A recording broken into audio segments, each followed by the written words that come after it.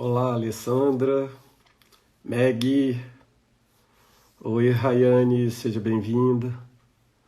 Osana, você por aqui, amiga, que bom. Oi, Carla, bem-vinda, bem-vinda. Estou esperando fazer essa transição.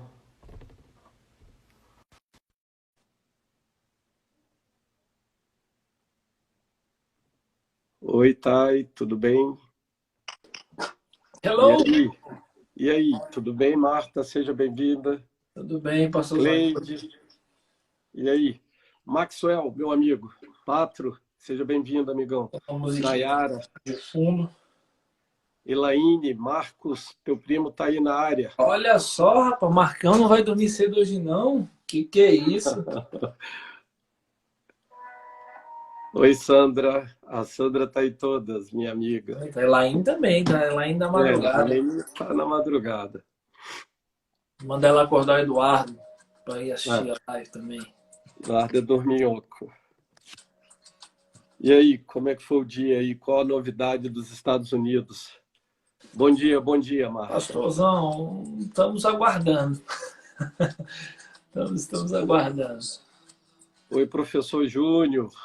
Seja Júlio bem-vindo, Vieira! Juninho. Que Júlio bom. Vieira, rapaz, olha só! Meu Que amigo, isso! guitarra, toca, amigão. Manda bem pra caramba, gente boa. Homem de Deus. Esse cara estudou comigo, você acredita nisso? Acredito, nem tudo Estudou é comigo, perfeito. cara. Pois é. Oi, e Cris. Marta. Vamos que vamos, perfumar o mundo. Boa, Sandra. Oi, A Gabi. Gabi. É a Gabizinha. Gabi Gabizinha que gosta de Jennings. dormir cedo. Ai, Gabi. Gabi não está trabalhando, é por isso. Não tá trabalhando, não pode ir malhar, porque a academia tá fechada e tem que ir pra live. Verdade, verdade. Abraço, meu Saudade de amigo. você, Juninho. Beijão, irmão. Oi, Dai. Seja bem-vinda, filha. A Dai é filha.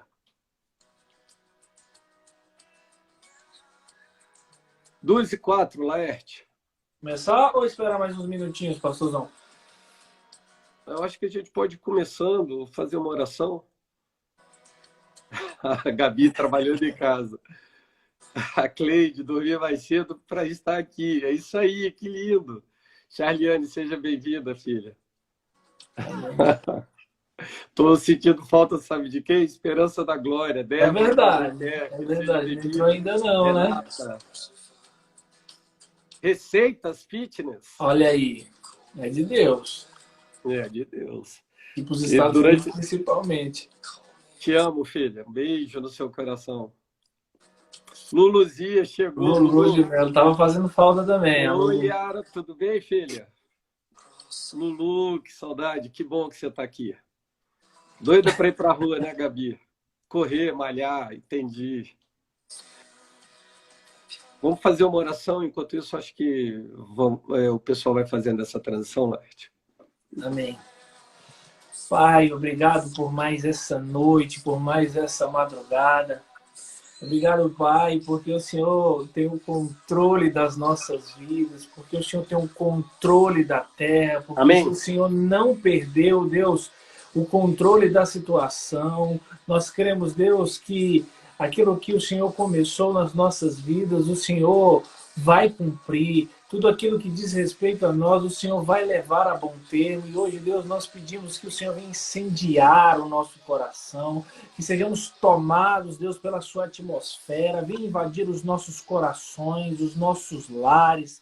Deus, abençoa as pessoas que estão enfermas, Deus, libera a sua cura, Deus, em nome de Jesus, que ao invés de notícias ruins, amanhã, ou melhor, hoje, cheguem notícias boas, cheguem Amém. notícias de que foi descoberta a cura, de que o Amém. cenário mudou, de que a morte, de que o vírus, de que o coronavírus não vai prevalecer e que ele está retrocedendo.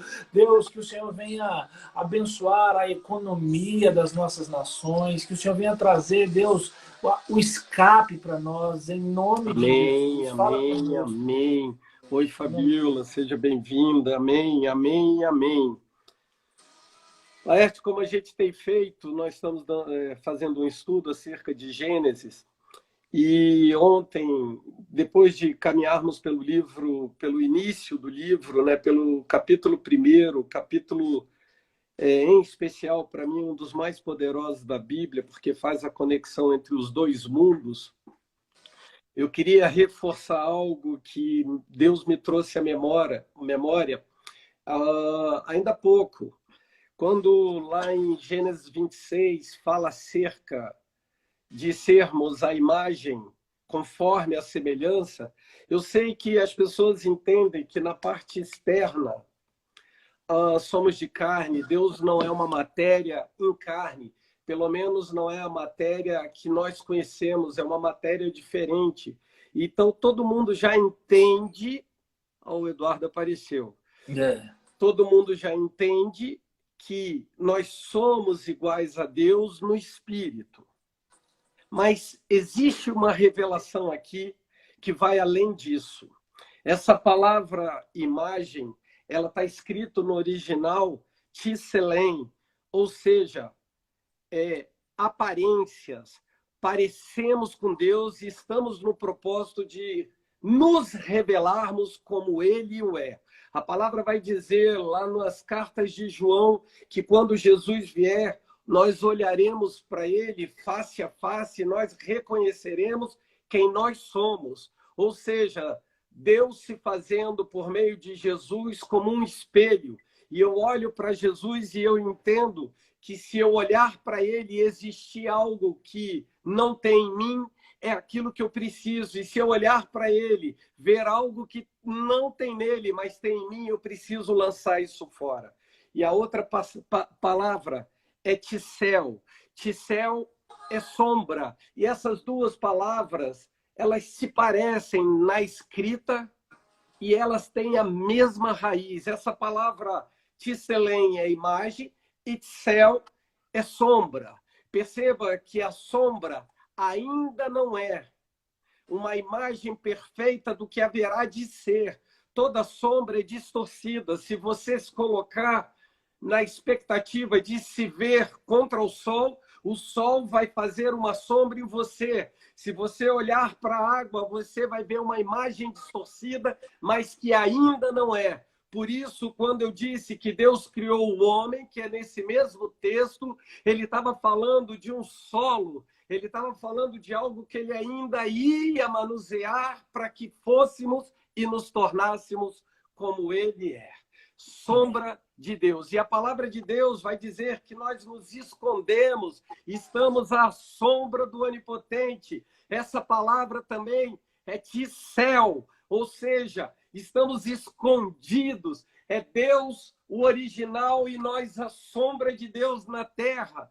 Perceba que esse é um processo natural de desenvolvermos. Estamos nos desenvolvendo. Tem um outro texto de Êxodo 31 que vai falar de Bezalel. Bezalel foi o homem que Moisés escolheu para preparar os utensílios do templo. Ou seja, ia preparar a arca, ia preparar o incensário, ia preparar a menorá. Ele ia fazer tudo aquilo, inclusive as vestes sacerdotais, foi ele quem fez. E a tradução para o nome dele é sombra de Deus. Nós, homens e mulheres, somos a sombra de Deus. Amém. A imagem de Deus. E essas duas palavras, elas se misturam. Quando dizemos que estamos à sombra do Onipotente, é que estamos fazendo o que meu Pai está fazendo, o que Deus está fazendo. Nós estamos olhando para o original. Por isso, tudo que não é original na terra ainda haverá de ser transformado. Perceba que a Páscoa trazia um cordeiro para dentro da casa e era um animal literal. Na Páscoa, quando Jesus foi morto e sacrificado, o cordeiro agora era literal. Quando a palavra de Deus diz em Salmo 23 que estamos assentados à mesa com o Senhor nos fez o convite, estamos com Ele nessa mesa. Mesa. Essa palavra vai nos remeter a essa sombra.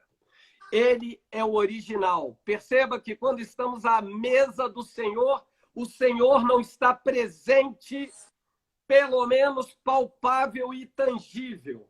Mas ele está em espírito, mas haverá o dia que o Senhor irá se manifestar como nós haveremos de ser. E ele será tangível e palpável como é agora. Ainda que os nossos olhos não vejam, os olhos naturais, mas os olhos da fé sabem e têm a convicção da presença do Senhor.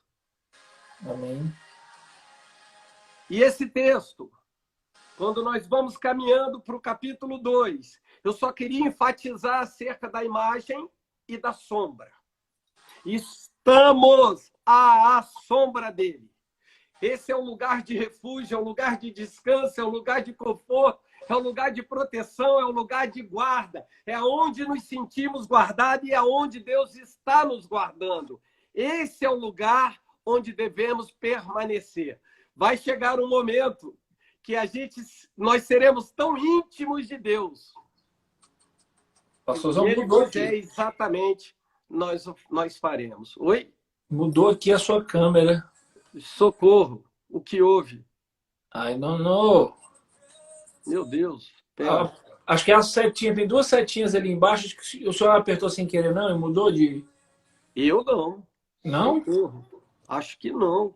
Aí, ó, voltou. Ah, eu não toquei lá em cima. É lá em cima. O do senhor tá em cima? É. Voltando então. Só fixando isso. Imagem e sombra. Se Deus levantar a mão, eu levanto a mão. Ainda que de uma forma distorcida, porque eu ainda não sou o que eu haverei de ser. Oi, Cleide, tá travando ainda ou parou de travar? Não, acho que era por causa da imagem que tinha trocado. Ah, tá. Tá. Então, agora nós vamos entrar, depois de eu ter dito que ao sexto dia, Deus faz o homem e faz também os animais. Só que os animais e os homens, eles têm uma similaridade. Eles já estão prontos. Só que a grande diferença, eles estão prontos na forma. Só que a grande diferença é que o homem continua sua progressão, o seu desenvolvimento. Nossa mente se desenvolve fora do útero. O animal permanece praticamente como ele veio. O homem não. O homem tem o poder de escolha. O homem tem esse sopro divino dentro de si. E isso diferencia de tudo que existe na Terra. O sopro divino, o DNA do céu, está separado. A coroa da criação. Perceba de tão íntimo e tão próximo. Perceba de quão lindo essa história. Eu quero só rapidamente passar acerca da formação do homem. A gente diz que Deus modelou o homem, modelou o barro. Ele é o oleiro, ele está arando a terra, ele está adornando a terra, ele está preparando a terra para que ela seja plantada com essas sementes que Deus libera por meio das suas palavras. Eu já repeti e só vou enfatizar. João diz que as sementes de Deus são as suas palavras. Estamos cheios de palavras. Estamos cheios de um momento para explodir. Como diz o bispo, um boom, porque essas palavras vão se manifestar, é questão de tempo. E eu creio que é o tempo dessas palavras, dessas promessas, da manifestação de Jesus novamente no corpo de Cristo. No corpo de Cristo. Amém. O corpo está se tornando perfeito. A palavra vai dizer que quando Maria Madalena foi ao encontro de Jesus no sepulcro e lá estava vazio, depois ela veio anunciar a Pedro e a João e os dois voltaram correndo. E quando eles adentram, a pedra já havia rolado. E eles olham para dentro do sepulcro. E eles encontram um lençol todo enrolado em cima da pedra e o outro dobrado. E, na cultura judaica, aquele lençol, aquele guardanapo que estava sobre a cabeça de Jesus era utilizado para limpar a sua boca. Se ele dobrasse, deixasse em cima da mesa, significava uma continuidade que ele haveria de voltar para continuar. Uau. Mas existe uma revelação maior do que isso. Esse lenço envolvia o rosto dele e um outro lenço envolvia o corpo. Esse que estava no corpo estava todo mexido, mas o outro estava todo dobrado, que ele haveria de voltar. Agora escute bem isso. Jesus volta todos os dias. Jesus volta todos os dias. Ali era uma alusão o que haveria de ser. Ali era a mesa da comunhão. É a Santa Ceia do Senhor que entrou no lugar da Páscoa. Agora é a Santa Ceia. Olha o que eu falei no início. O original há de se manifestar. O original há de se manifestar. O lençol revolto cobria o corpo, mas o lençol dobrado cobria a face. Segura essa aí na cadeira. Ei, o corpo ainda precisa se manifestar. A cabeça já foi manifesta, que é Cristo Jesus. A face de Cristo já foi revelada. Aquele que era, aquele que é e aquele que há de vir já se mostrou. Agora é tempo do corpo se manifestar. O corpo está sendo preparado. Nós somos esse terreno que Deus está arando. Que isso. Forte. É forte, Brasil. É forte, Brasil. Uau. A cabeça já foi revelada. O corpo está se revelando. Dando continuidade, eu falei que depois que Deus prepara o homem, ele coloca o homem no Éden, que significa céus abertos. Significa um lugar onde eu posso me encontrar com Deus, estar com Deus, conversar com Deus, falar com Deus livremente, sem nenhum tipo de impedimento. Este é o novo e vivo caminho. Algumas pessoas dizem que o preço que nós pagamos é nenhum, mas o preço que Deus pagou por este novo e vivo caminho não existe preço maior. Sim, foi pago um alto preço, que moeda alguma poderia pagar, nem dinheiro algum poderia comprar. Não existe forma de ser pago o sacrifício de Cristo. Agora temos um livre acesso à face de Deus. Quando o sacerdote entrava no Santo dos Santos, ele tinha que acender o incensário para ele não ficar perceptivo. É como se ele deixasse os olhos de Deus nebuloso. Então ele se apresentava depois de dormir 24 horas. Ele dormia e depois ficava 24 horas sem dormir. Ele descansava e depois dormia ininterruptamente. Perceba? Olha que movimento. Ele dormia, ele descansava. Ele acordava e ia para o sacrifício. Acendia o incensário. A revelação disso é que ele não podia dormir para não sonhar e não pecar. Na cintura dele estava amarrada uma corda com alguns sininhos. Quando ele entrasse na presença de Deus, dentro do Santo dos Santos, havia ali a tampa que chama propiciatório. Escuta e guarda bem isso, propiciatório. É algo que eu me aproprio, não era meu, mas eu me apropriei daquilo. É sobre o propiciatório que se lança o sangue dos cordeiros que eram sacrificados pelos sacerdotes. Então lançava sobre a tampa o sangue. E ele colocava a cabeça entre os dois querubins que estão nessa tampa. Se ele tivesse algum pecado, ele seria incinerado na hora. E essa nebulosidade significava a oração do santo, do sacerdote. Era a oração acerca do pecado de Israel, dos israelitas, dos hebreus. E eles entravam na presença de Deus para poder apresentar os pecados, e ele saía dali com sangue. Metade ele aspergia sobre o altar e a outra metade sobre o povo. Essa outra metade se refere a primeira metade é o Antigo Testamento, as pessoas que estão ali. E a segunda metade, o que seria aspergido sobre mim e sobre você por meio do sacrifício de Cristo. Uau. Entrei na presença. E agora eu apresento para Deus o sacrifício, o sangue do sacrifício, e vou aspergir 7 vezes ao redor desse propiciatório da arca. Dentro da arca tinha as tábuas da lei.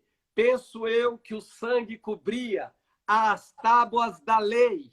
E quando Deus olhasse para dentro da arca, ele iria olhar a lei, mas o sangue estava sobre a lei e ele não podia mais olhar. Perceba que a mesma analogia são os umbrais da porta. Se o sangue estava nos umbrais, o anjo da morte passava. Da mesma forma é Deus. Deus, quando olha para mim e para você, não nos vê com os nossos erros, não nos vê com os nossos acertos, senão com o acerto de Cristo na cruz. A justiça que foi derramada em mim e você por meio do sacrifício. Somos vistos pelo sangue. Quando ele olha para mim e para você, ele está vendo o próprio Cristo. Ele está vendo o sacrifício. Ele está vendo a justiça que foi feita.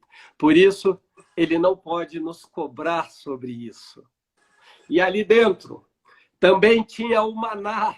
O maná trata-se acerca do alimento, o pão nosso de cada dia. O maná ele era feito para 24 horas, mas o pão nosso de cada dia, ele é diferente do maná. O maná tinha uma propriedade comum aos carboidratos. Ele tinha muita energia. Ele parece, nos dias de hoje, um torrone. E lá no Novo Testamento vai chamar Jesus de pão da vida, o pão que desceu do céu. Só que Jesus não precisa ficar largado, guardado, pouco importa. Jesus é um alimento contínuo, 24 horas, uma semana, um mês, um ano. Não tem prazo de validade como tinha o maná que desceu do céu. Nós o guardamos dentro do coração e ali somos alimentados continuadamente. Mas ali também tinha um terceiro objeto, que era a vara de Arão. Mas essa vara, o texto vai dizer lá em Hebreus que ela produzia frutos, folhagem. Como é que pode uma estrutura, que é um ramo, que é um cajado, ter vida? Tudo aquilo que está na presença de Deus, tudo aquilo que está guardado pela presença de Deus, é preservado. O maná não tinha azedado, a vara continua produzindo frutos e o sangue do Cordeiro não coalhou. Está preservado, está guardado. Eu e você que estamos debaixo dessa glória, somos guardados e não consumidos. Amém. Forte. Eu acho que até aí deu um entendimento, uma clareza. Às vezes eu penso que eu estou indo muito rápido. Se tiver dúvida, a gente volta. Eu quero continuar então. Deus colocou a gente no Éden para que tivéssemos um relacionamento com Deus. Esse relacionamento, eu entendo que nesse dia e nesse tempo, é um tempo de nós aprimorarmos o nosso relacionamento com Deus e, obviamente, com as pessoas. Quando eu me aprofundo em Deus, eu melhoro os meus relacionamentos com as pessoas. Estamos sendo guardados dentro de nossas casas. A pessoa mais próxima para eu poder amar é minha esposa e meu filho. A pessoa mais próxima da gente normalmente é que a gente mais atrita, porque estamos num único lugar e esporadicamente estamos nos esbarrando. Mas é Deus nesse tempo aprimorando em mim e você o amor. Deus é amor. É um tempo de aprimorar, de manifestar o amor de Deus por meio de tudo que aprendemos na igreja. Amém. Estamos agora num tempo de prática. Praticar o amor. Estamos no Éden. Não saímos do Éden. Saímos no Éden outrora. Voltamos para o Éden espiritual de Deus. Olha que interessante. aqui a gente vai chegar já já em Gênesis 3, que é a queda. Mas deixa eu concluir. Você tem alguma coisa, Leste, para botar? Pastor, eu queria falar só acerca do Éden. Como o senhor falou, ele era mais do que um território geográfico, né? Ele era o local aonde Deus se relacionava com o homem.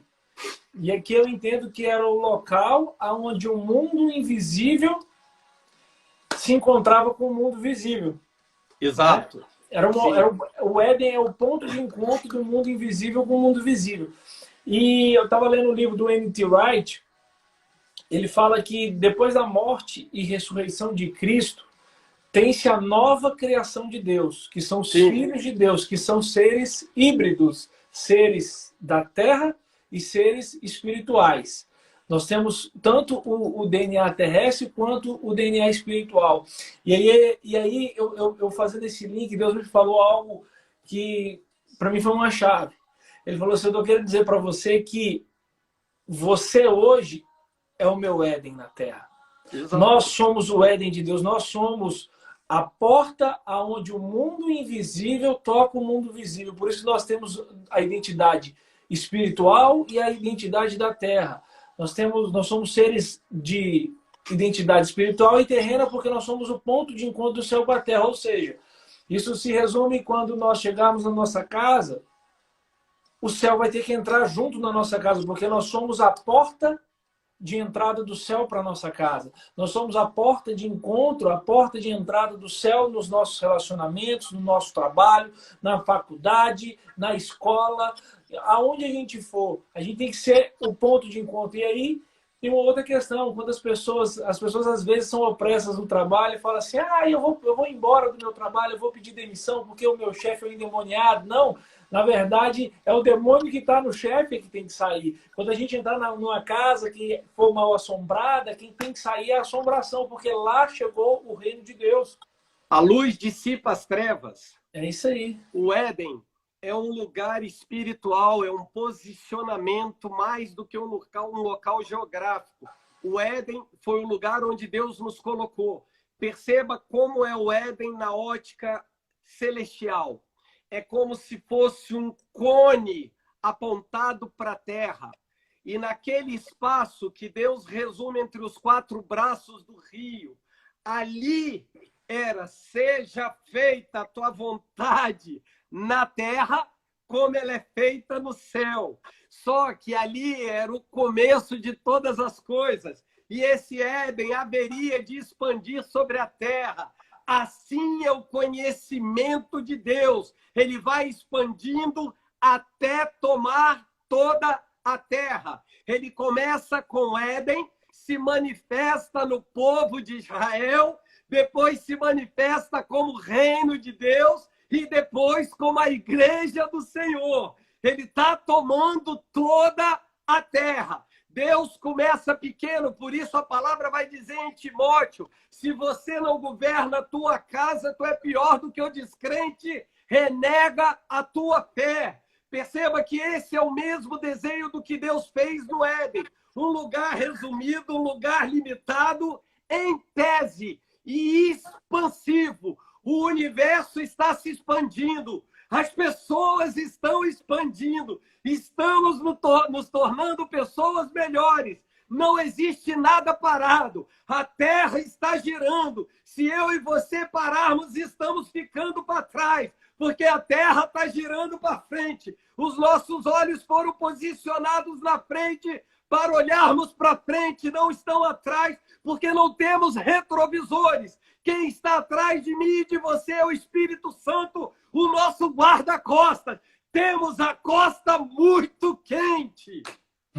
E nisso, pastorzão, eu também entendo que a igreja, os céus só vai até onde a igreja vai. Por isso que a Bíblia fala, né? Cristo em vós, a esperança da glória. Não porque Deus não tem poder para isso, mas foi porque Ele colocou dentro de nós para sermos a porta de entrada dos céus para a terra. Se a gente recuar, os céus não vai avançar, porque Ele quer que nós sejamos a resposta, né? Cristo em vós, a esperança da glória. Ou seja, precisa de um movimento da igreja, precisa de um movimento meu, precisa de um movimento do Senhor, porque o reino do céu possa avançar. Sim, Perceba o que a gente falou já tem um tempo. Hoje é a 11ª live, mas nós já havíamos conversado sobre isso quando Jesus fez a primeira oração e botou aquela oração de modelo: Pai nosso que está no céu. Raciocinem comigo.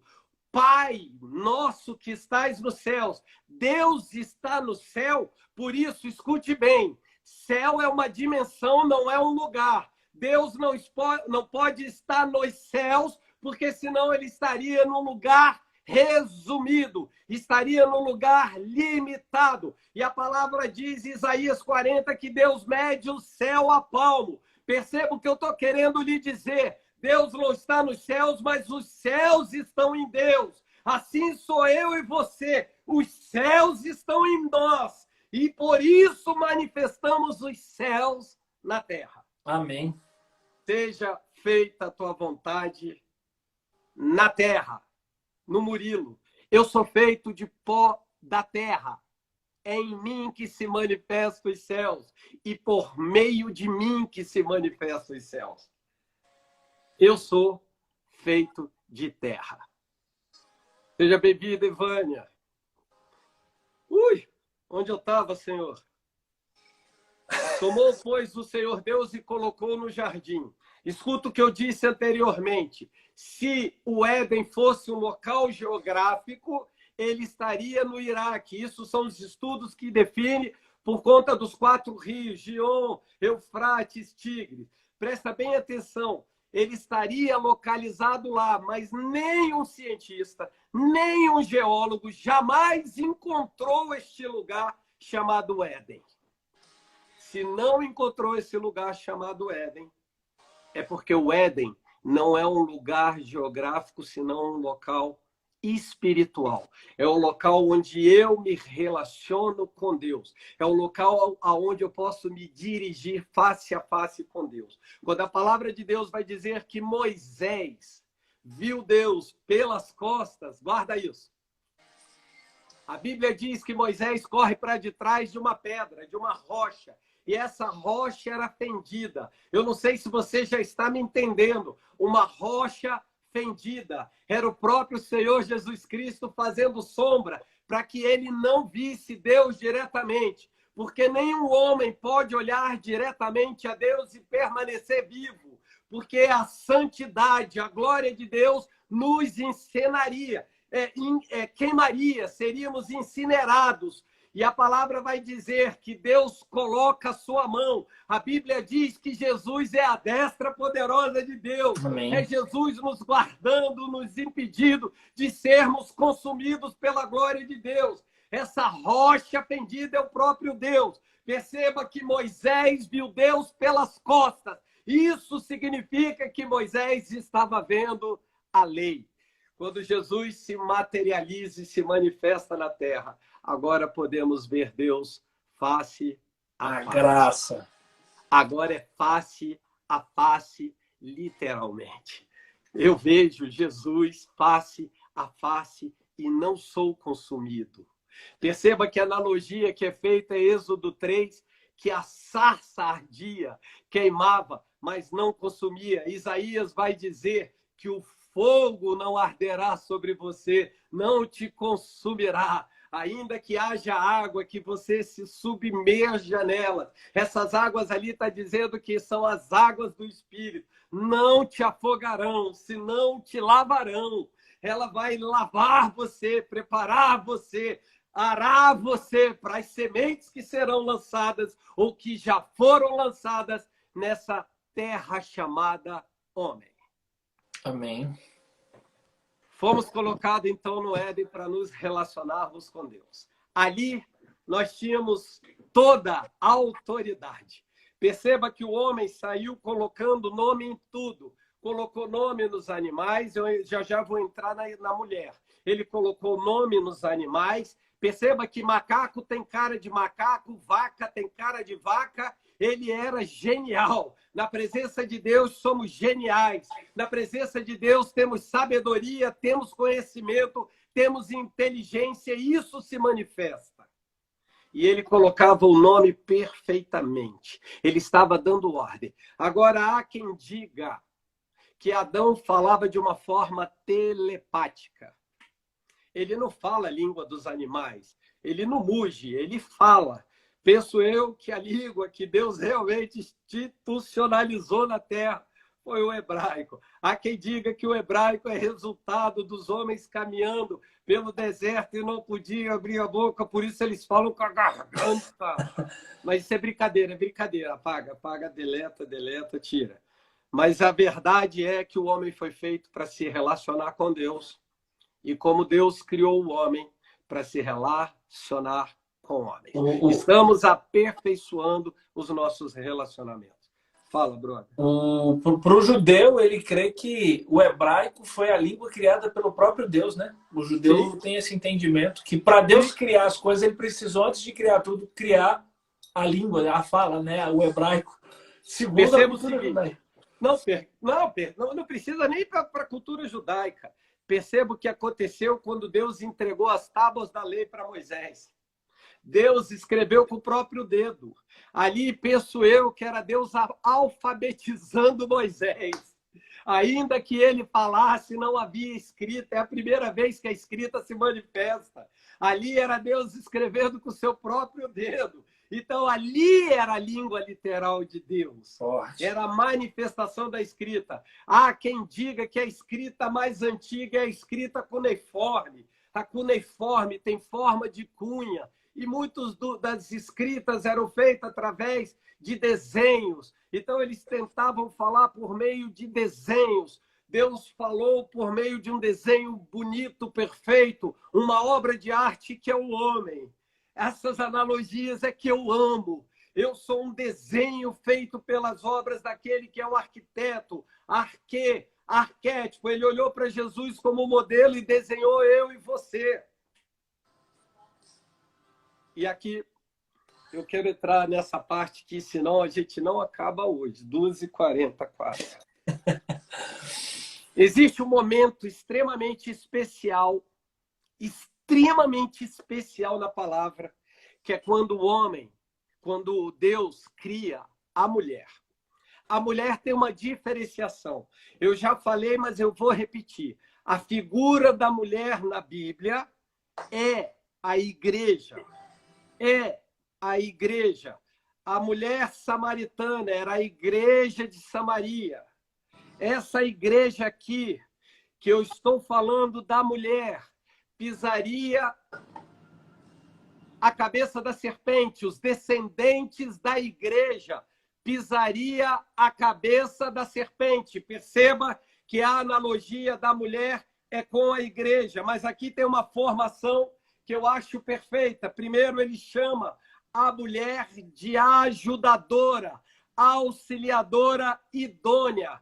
Essa palavra Ezer, ela é utilizada para o Espírito Santo de Deus. A analogia que se faz da mulher é com o Espírito Santo. A mulher é zelosa com os filhos. A mulher beija o filho quando cai para passar o dodói. Perceba que a figura da mulher é a representatividade do Espírito Santo. Por isso que quando eu ministro para a mulher, eu digo que a mulher é quem coloca os limites nos relacionamentos, os limites morais que são instruídos pelo Espírito Santo de Deus. A mulher é o fator limitante do relacionamento, porque quando Deus diz que fez o homem, façamos o homem, logo embaixo ele diz, criou Deus, homem e mulher. Ele estava falando de algo que ele criou instantaneamente e, ao mesmo tempo, ainda que a descrição seja feita de forma separada. Ele está descrevendo as criações de forma distinta. Mas a idealização do homem e da mulher nasce no mesmo tempo.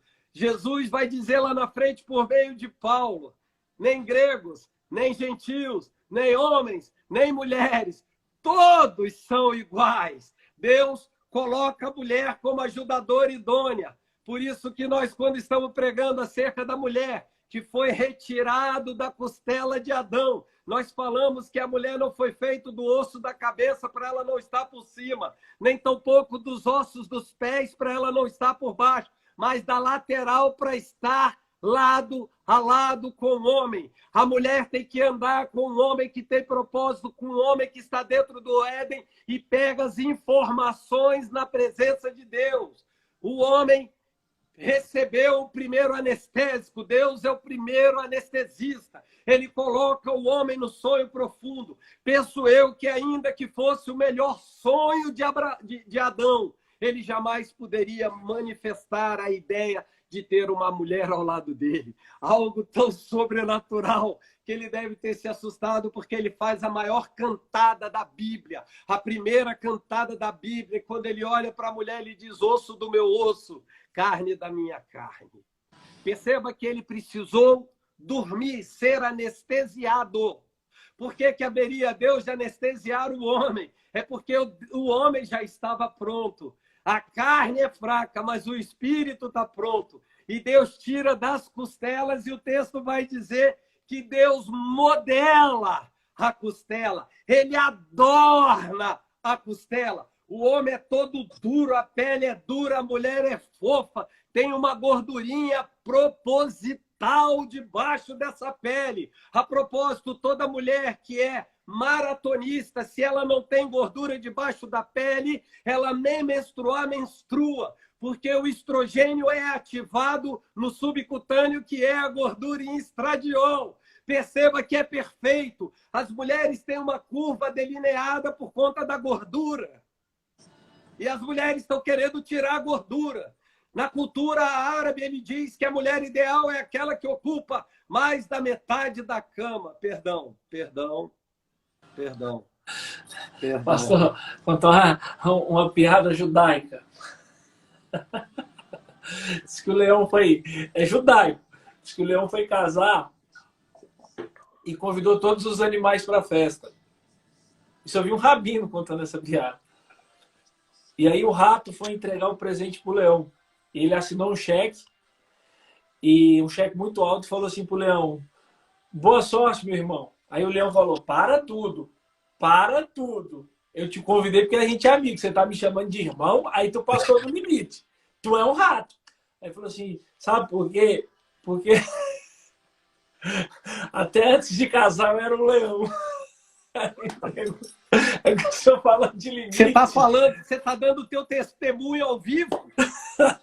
Meu Deus, você foi chamado para leão, meu amigo. Se você é gatinho, você está olhando o espelho errado. Mostra os dentes. Somos leões e leoas. Dá um rugido, pelo menos, do outro lado, querido.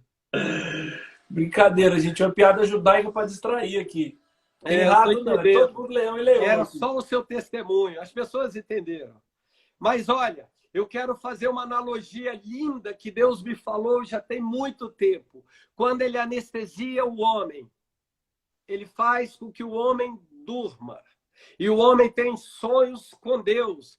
Por isso o texto vai dizer que Deus tem pensamentos, sonhos mais altos que os nossos. Ainda que eu pedisse para Deus uma mulher, ainda que eu idealizasse uma mulher, não seria nada parecido com a mulher que ele nos deu. Em todos os sentidos. Mulher, para mim, é guerreira. Mulher é forte. A propósito, quem caça não é o leão, é a leoa. O leão é um folgado, ele tem postura. Perceba que a analogia que a Bíblia faz de Jesus é com um leão. O leão é alguém focado, é alguém que não perde de vista o animal que ele vai predar. É aquele que ele vai pegar, ele está focado. Ela ruge, ela ataca e ela voa aqui na garganta. Perceba que essa é a analogia da leoa cuidando dos filhotes. Toca no filhote para você ver. Toca. Ouse tocar no filhote. Mas a melhor de todas as analogias. O homem dorme. É como essa palavra dormir está escrito tardamar no hebraico. É como quem morre. Para que o homem gere a sua esposa, ele precisa morrer. Ele precisa morrer para sua solteirice e agora ter um relacionamento de casado. Ele precisa morrer para o seu ego, porque agora ele precisa andar lado a lado. Agora perceba que o homem tem que morrer. o homem vai ter a mulher que ele modela.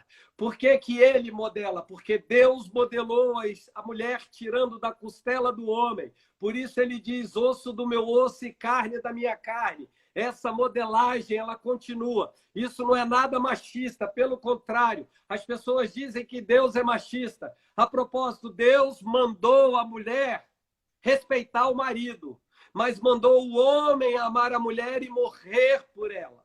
Então Deus não é machista de forma alguma. Mandou o homem trabalhar, porque do suor do seu rosto ele comeria. Deus não é machista. Deus não é homem e não é mulher. Deus é espírito. E as pessoas me perguntam, então por que que Deus é pai? Simples, exatamente por isso. Porque a figura de mãe está oculta em Deus. Ainda que a tua mãe esquecesse de você, eu, todavia, jamais me esquecerei de você. Agora vamos para a analogia que eu comecei e eu quero ver se não vai ter glória a Deus aí. O homem dormiu como se estivesse morto. Jesus foi levantado naquela cruz. E Jesus, ainda vivo, para que ele recebesse, guarda isso, o golpe chamado de misericórdia, quando os gladiadores estavam dentro de uma arena lutando. Eles feriam o inimigo, metiam o pé no pescoço do inimigo e o povo botava o dedo para baixo ou o dedo para cima, significando se ele haveria de morrer ou não. Perceba que o povo pediu Barrabás e mandou crucificar a Cristo. O povo com o dedo para baixo em direção a Jesus. E o homem, o gladiador, com o pé no pescoço do inimigo, pegava a espada e cravava a espada no inimigo e gritava: Tetelestai, está consumado. O golpe de misericórdia que acabou de vez com o inimigo. Agora a analogia foi feita para Jesus na cruz. Ele é o inimigo da religião. Ele é o inimigo de Satanás. Um homem, então, na lateral de Cristo, eu quero crer que foi do lado direito, entra com uma lança nas costelas de Jesus e alcança o coração dele. E ali Jesus morre e a igreja nasce. O noivo morre e a noiva nasce. A analogia é com Adão no Éden. Toda a história só está sendo contada. É preciso morrer para gerarmos a esposa. Perceba que eu morro para mim e vivo para Cristo. E vivo para Deus e por Deus. A grande pergunta é aonde o homem aprende a modelar a sua esposa. Se o homem foi colocado no Éden, tem mulheres, não vou apontar, mas não são as que a gente conhece nem quem está nessa live, que vão ser transformadas e modeladas pelos homens que estão fora do Éden. E os homens vão trazer informações distorcidas. É preciso que o homem esteja no Éden, na presença de Deus, para que ele possa modelar a mulher, segundo os princípios da palavra, sem ruga, sem mancha e sem pecado. A noiva adornada e enfeitada. O que você tem para acrescentar, Laerte, meu filho? Pastorzão, já tem 1h50. Eu sei, calma. Não faltou? Lembrando do senhor aí. Quando Deus disse, façamos o homem, ele logo imediatamente diz, homem e mulher os criou. Esse é o princípio dissociativo. O princípio que Deus instituiu. Foi essa relação que não poderia ser dissociada. Quando, imediatamente, que ele acaba de modelar a mulher e Adão canta a esposa dele, osso dos meus ossos e carne da minha carne, e a chama de varoa, Itzha. O homem é I-S-H, e ela é I-S-H-A-H-A. Itzha e It. Os nomes são similares, a raiz é a mesma. Está falando da essência que Deus colocou. Isso é exatamente igual entre um homem e uma mulher. Por isso, depois de formar a varoa, por este motivo, porque eu idealizei a mulher, transformei a mulher, fiz uma esposa para você, deixa o homem, pai e mãe. Primeiro, para o homem ter uma esposa, ele precisa deixar algo. Ele deixa a casa. Tem gente que casa e continua na casa dos pais. Isso gera um atrito, porque normalmente os pais vão tomar partido. Deixa o homem, pai e mãe, e se une com a mulher. Se unir com a mulher é literalmente consumar o casamento. É coabitar com a mulher. E ali, novamente, há um derramamento de sangue. Nessa consumação. Derramou-se o sangue. Quando a relação é dentro dos princípios de Deus, dentro do Éden, essa relação é aprovada por Deus. Fora disso, 1 Coríntios 7 vai institucionalizar tudo isso. Mulher, você que é casada com alguém que ainda não conhece a Deus, não largue, porque você vai santificá-lo e vai levá-lo para Cristo. Perceba que o princípio de Deus, para quem se converte e já está no meio da trajetória, é não abandonar. Deus disse que seria conosco todos os dias da nossa vida. Jesus é conosco por meio do seu Espírito. Pastor Juninho, seja bem-vindo, amigão. Por meio do Espírito dele, porque o noivo nunca abandona a noiva. A palavra de Deus diz que Jesus ia para o Pai para preparar a casa, a morada. Isso na cultura judaica significa a casa própria onde ele haveria de habitar. Jesus habita em mim e você. É ele quem prepara essa casa para o casal morar. Por isso dizemos que nós somos a tenda do encontro. Há um encontro. Gálatas 5, 31 e 32 vai falar acerca disso. Desse encontro, mas não entre um homem e uma mulher, senão a noiva e o noivo. Grande é este mistério. Perceba que o melhor está sempre por vir.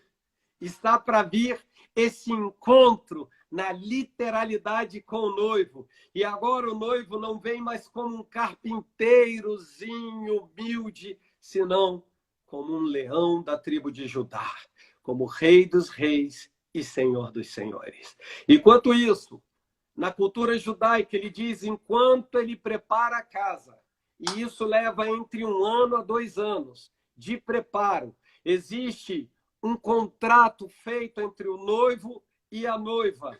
O contrato está feito. O contrato está feito. E quem foi que assinou este contrato? O próprio noivo, o próprio pai.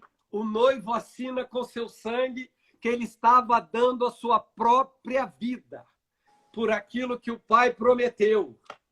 E se o pai prometeu, e está escrito aqui, o noivo foi preparar um lugar para a noiva. É porque ainda não é chegado o momento dele voltar. Porque ele mesmo, por si só, não poderia voltar. É o pai quem define a hora que o noivo volta para buscar a noiva. Depois de cumprir todo o contrato, já está sacramentado, já está consumado, já está pronto. Eu cumpri toda a lei, eu cumpri toda a promessa, eu cumpri tudo aquilo que meu pai disse acerca da noiva. Eu cumpri todas as promessas, eu cumpri a lei em mim. A lei está cumprida. Uau. Entendo eu que está bem próximo do Senhor voltar para buscar a sua noiva. O que você ia falar? Eu te interrompi, Bruno. Não existe casamento sem derramamento de sangue, né, pastor? Se não consumar nem no direito. Nem no direito vale. Para que haja casamento no direito, tem que haver o derramamento do sangue. Ou seja... Se não consumar, você tem 3 ou 6 meses para cancelar. Ou seja, Quanto sangue tempo? representa vida. Não, advogado. No literal. A Não, lei diz então, isso. sangue é vida. Não, eu quero saber quanto tempo diz a lei. Ô, doutor. Não é minha área, não, de família. Que área não tem isso? É minha. Eu sou médico. Não, a minha área de atuação. Por 6 meses até... entre 3 e 6 meses, depois você procura e confirma. Você pode cancelar o casamento. Deixa eu ver se o Marcos... Se não houver consumação. Não, agora não. Tá. Se não houver consumação. Luiz Cláudio está dizendo 6 meses. 6 meses. E o que eu entendo aqui, tem que ter um derramamento. E o sangue representa... O sangue é vida. Ou seja, eu dou minha vida para você e você dá sua vida por mim, né? Eu dou minha vida por você e você dá sua vida por mim. Assim também como eu derramo o sangue no altar que eu quiser. Ou eu dou a vida para você, ou eu dou os demônios para você. O sangue, ele tem esse princípio como moeda espiritual. Tanto o macumbeiro quanto Jesus derramam sangue quando vão fazer os seus trabalhos. A questão é, em que altar eu vou derramar o meu sangue? Em que altar eu vou derramar a minha vida? Jesus decidiu derramar num lugar diferenciado. O Monte Moriá é um lugar diferenciado.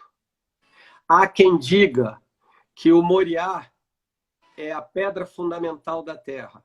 Eu entendo que a pedra fundamental é Jesus. Ali existe em Jerusalém, aquela cúpula dourada, Al-Aqsa. Ali é dito que lá dentro, só quem pode entrar são os muçulmanos. Existe uma pedra de 4 metros por 4 metros aproximadamente, que é a pedra fundamental. É a pedra que sustenta o planeta Terra. É o altar aonde Isaac foi sacrificado, mas para o muçulmano, aonde Maomé ascende aos céus. Todas as religiões, de alguma forma, tentam imitar ou quase tornar uma verdade o que é verdade para nós no cristianismo. Existe uma maquiagem, uma espécie de engano. Eu quero tirar essa palavra espécie, é um engano. É porque eu queria atenuar, mas é um engano. Eu falei ontem ou anteontem que é a única religião em que Deus não pede um sacrifício. Ele é o sacrifício. Ora aí pra gente, Laerte, que já deu 3 horas. Vai desligar, pastorzão. Deus, obrigado por essa live. Abençoa cada pessoa que esteve conosco, cada um dos seus familiares. Que o Senhor, Deus, venha trazer vida aos nossos corações e que essas sementes, essas palavras caiam em terra boa em nossos corações e produzam frutos em nome de Jesus. Nós os abençoamos com toda sorte de bênção em nome de Jesus. Amanhã, às 2 horas, estaremos aqui. Amém. Uma ótima noite, durmam bem. Deus abençoe.